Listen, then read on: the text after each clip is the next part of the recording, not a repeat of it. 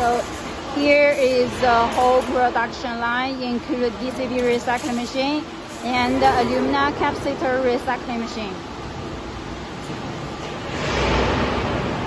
From this side is belt conveyor, and this is the first hammer crusher. After is belt conveyor.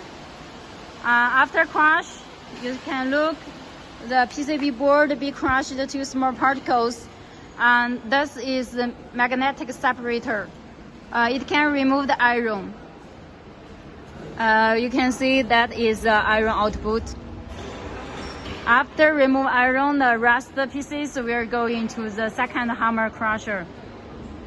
This is second hammer crusher.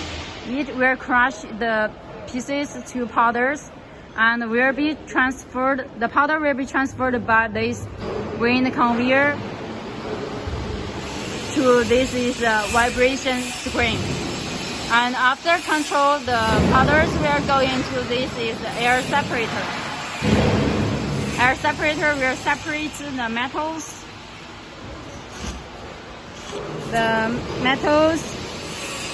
and resin.